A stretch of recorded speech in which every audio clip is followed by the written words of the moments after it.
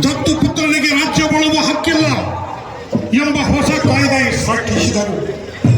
ಆದರೆ ಸ್ವಾಭಿಮಾನಿ ಚೆನ್ನಮ್ಮ ನಮ್ಮ ಮೇಲೆ ಅಧಿಕಾರ ಚಲಾಯಿಸಲು ನೀವಾರು ದತ್ತು ಮಗನಿಗೆ ಆಳುವ ಅಧಿಕಾರವಿಲ್ಲ. 1824 ಅಕ್ಟೋಬರ್ 21ರಂದು ಧಾರವಾಡದ ಕಲೆಕ್ಟರ್ ಆಗಿದ್ದ ಠಾಕರೆ ಚೆನ್ನಮ್ಮನ ಮೇಲೆ ಯುದ್ಧ ಸಾರಿದನು.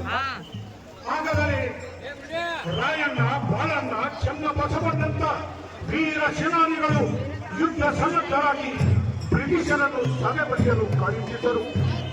ಕಿತ್ತೂರು ವೀರ ಕನ್ನಡಿಗರು ಚೆನ್ನಮ್ಮನ ನೇತೃತ್ವದಲ್ಲಿ ಜಲಪಾತದಂತೆ ಬ್ರಿಟಿಷರ ಸೈನ್ಯದ ಮೇಲೆ ಧುಮ್ಮಿಟ್ಟಿದರು. ಚೆನ್ನಮ್ಮ ವೀರಾವೇಶದ ಮುಂದೆ ಬ್ರಿಟಿಷ್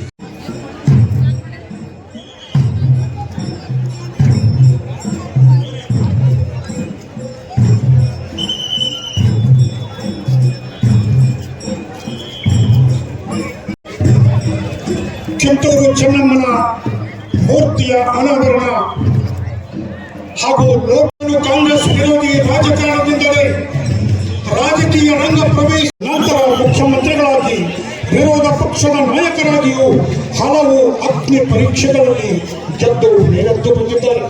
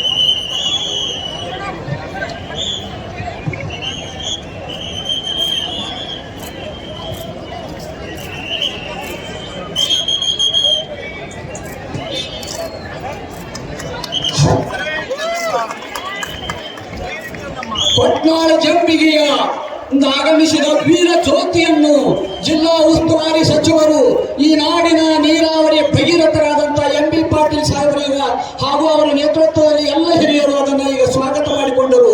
ಕಿತ್ತೂರು ಚೆನ್ನಮ್ಮನ ವಂಶಜರಾದ, ಕಿತ್ತೂರು ಚೆನ್ನಮ್ಮನ ಬಂಧುಗಳಾದ ಕೊಟ್ನಾಳ ಜಂಬಿಗಿ ವಾಡೆಯಿಂದ ಆಗಮಿಸಿದ ವೀರ ಜ್ಯೋತಿಯನ್ನ ಕಿತ್ತೂರು ಚೆನ್ನಮ್ಮ ಮೂರ್ತಿಯ ಮುಂಭಾಗದಲ್ಲಿ ಈ ನಾಡಿನ ಶ್ರೇಷ್ಠ, ಈ ನಾಡಿನ ಜನಪ್ರಿಯ ನಾಯಕರಾದಂತಹ ಎಂ.ಬಿ. ಪಾಟೀಲ್ ಸಾಹೇಬರು ಆ ಜ್ಯೋತಿಯನ್ನು ಸ್ವಾಗತ ಮಾಡಿಸಿಕೊಳ್ಳುವಂತ ಮುಖಾಂತರ ಈ ಎಲ್ಲ ಸಭೆಗೆ ಆ ಜ್ಯೋತಿಯನ್ನು ಪ್ರದರ್ಶನ ಮಾಡ್ತಾ ಇದ್ದಾರೆ.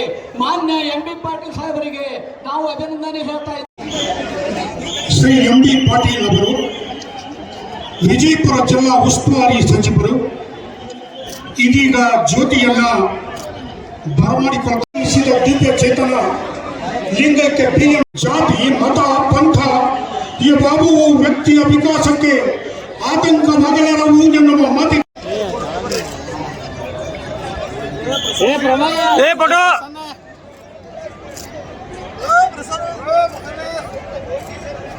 ಎಂ.ಬಿ. ಪಾಟೀಲ್ ಸಾಹೇಬರು ಈಗಾಗಲೇ ಜ್ಯೋತಿಯನ್ನು ಸ್ವಾಗತಿಸಿಕೊಂಡರು. ಆ ಜ್ಯೋತಿ ಭಾರತದ ಜ್ಯೋತಿ, ಆ ಜ್ಯೋತಿ ನಮ್ಮೆಲ್ಲರ ಬೆಳಕಿನ ಜ್ಯೋತಿ, ಆ ಜ್ಯೋತಿ ನಮ್ಮೆಲ್ಲ ಅಭಿವೃದ್ಧಿಯ ಜ್ಯೋತಿ. ಆ ಸಂದೇಶ ಬಂಗಾರದಿ ಬರೆದಿಟ್ಟಿದೆ ಭಾರತದ ಇತಿಹಾಸ, ಪುಟ ಪುಟದಲ್ಲಿ ಪುಟಿದೆತ್ತಿದೆ ವೀರರ ಸಂದೇಶ. ನೆಲ ನಮ್ಮದು, ಜಲ ನಮ್ಮದು, ನಮ್ಮದು ಈ ದೇಶ. ನೆಲ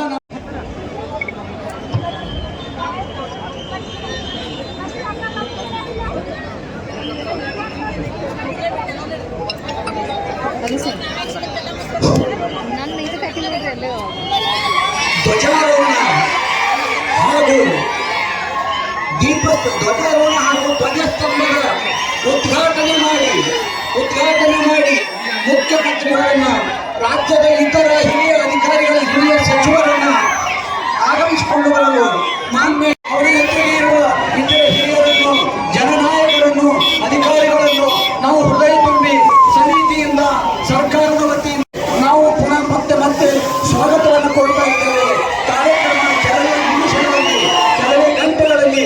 ಚೆನ್ನಮ್ಮನ ಮೂರ್ತಿ ಅನಾವರಣ ಆಗ್ತದೆ.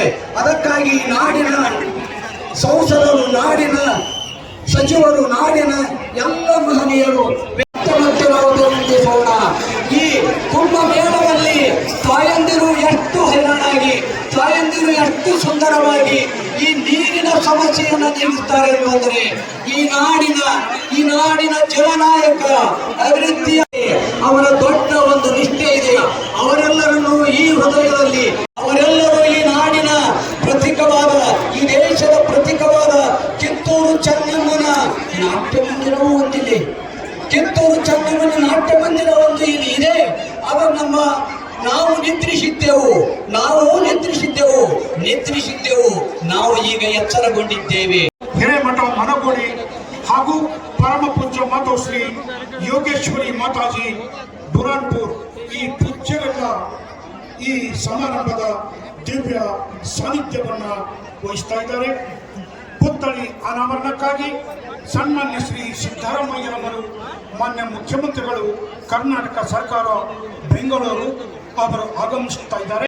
ಧ್ವಜಸ್ತಂಭದ ಉದ್ಘಾಟನೆ, ನೀಲ ಗಗನದಲ್ಲಿ ಧ್ವಜವನ್ನ, ರಾಷ್ಟ್ರ ಧ್ವಜವನ್ನ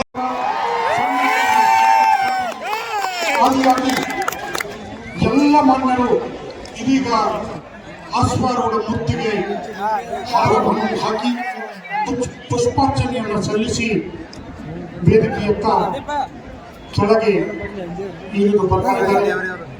ಸನ್ಮಾನ್ಯ ಶ್ರೀ ಸಿದ್ದರಾಮಯ್ಯ ಮುಖ್ಯಮಂತ್ರಿಗಳು, ಕರ್ನಾಟಕ ಸರ್ಕಾರ ಇವರ ಅಮೃತ ಹಸ್ತದಿಂದ ಗುಂಡಿ ಒತ್ತುವ ಮೂಲಕ ಈಗಾಗಲೇ ಮೂರ್ತಿಯ ಈಗಾಗಲೇ ಸನ್ಮಾನ್ಯ ಶ್ರೀ ಸಿದ್ದರಾಮಯ್ಯ ಮುಖ್ಯಮಂತ್ರಿಗಳು, ಕರ್ನಾಟಕ ಸರ್ಕಾರ ಇವರು ತಮ್ಮ ಹಿಂದಿನ ಅವಧಿಯಲ್ಲಿ ವೀರರಾಣಿ ಕಿತ್ತೂರು ಚೆನ್ನಮ್ಮ ಅತ್ಯಂತ ಸುಸಜ್ಜಿತ ಮಂಗಲ ಕಾರ್ಯಾಲಯಕ್ಕೆ 3 ಕೋಟಿ ಅನುದಾನ ನೀಡಿರುತ್ತಾರೆ ಎಂಬ ಅಂಶವನ್ನ ತಮ್ಮೆಲ್ಲರ ಗಮನಕ್ಕೆ ಇಲ್ಲಿ ತರಬೇಯಿಸ್ತಾ ಇದ್ದೇನೆ. ವಿಜಯಪುರದ ಈ ನಗರದಲ್ಲಿ ಇನ್ನೊಂದು ವಿಶೇಷ ಪ್ರಕಟಣೆ ತಮ್ಮ ಗಮನಕ್ಕೆ ತರಬೇಯಿಸ್ತಾ ಇದ್ದೇವೆ.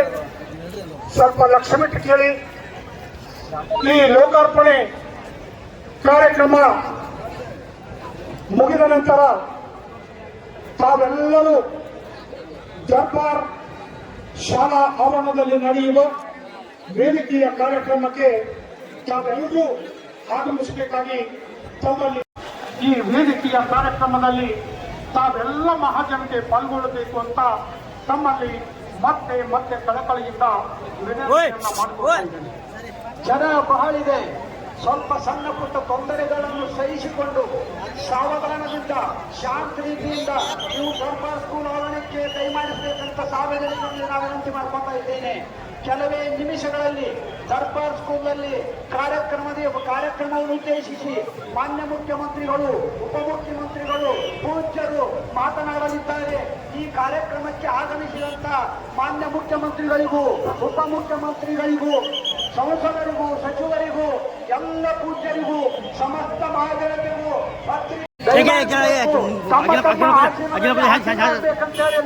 ಸಾರ್ವಜನಿಕರಲ್ಲಿ ವಿನಂತಿ ಮಾಡಿದ್ದೇನೆ. ಕೆಲವೇ ಕ್ಷಣದಲ್ಲಿ ಎಲ್ಲ ಮಹಾನಾಯಕರು, ಎಲ್ಲ ಪೂಜ್ಯರು, ಮುಖ್ಯಮಂತ್ರಿಗಳು, ಉಪಮುಖ್ಯಮಂತ್ರಿಗಳು ದರ್ಬಾರ್ ಸ್ಕೂಲ್ ಆವರಣಕ್ಕೆ ಕೈಮಾಡ್ತಾ ಇದ್ದಾರೆ. ಅಲ್ಲಿಯ ಅವರ ಹಿತಗಳನ್ನು ನಾವು ಎಲ್ಲರೂ ಕೇಳೋಣ. ಚೆನ್ನಮ್ಮನ ಈ ದೃಶ್ಯವನ್ನ, ಚೆನ್ನಮ್ಮನ ಈ ಹೋರಾಟದ ವಿಚಾರಗಳನ್ನ ಬಿತ್ತಲು ಇವತ್ತು ಈ ಸಂದರ್ಭದಲ್ಲಿ 4 ಕಾರ್ಯಕ್ರಮಗಳು ಏಕಕಾಲಕ್ಕೆ ನಡೆದವು. ಆ ಕಾರ್ಯಕ್ರಮ ದಯವಿಟ್ಟು ಸಾರ್ವಜನಿಕರು ಶಾಂತ ರೀತಿಯಿಂದಾಗಿ ದರ್ಬಾರ್ ಸ್ಕೂಲ್ ಮೈದಾನಕ್ಕೆ ದಯಮಾಡಿಸಬೇಕು ಅನ್ನುವಂಥ ಹೇಳ್ತಾ ಆಗಮಿಸಿದ ಪೂಜ್ಯರಿಗೆ ಈ ಸಮಾರಂಭದ ಸಾನ್ನಿಧ್ಯವನ್ನು ವಹಿಸಿದ ಶ್ರೀ ಶ್ರೀ ಬಸವಜಿಯ ಮೃತ್ಯುಂಜಯ ಮಹಾಸ್ವಾಮಿಗಳು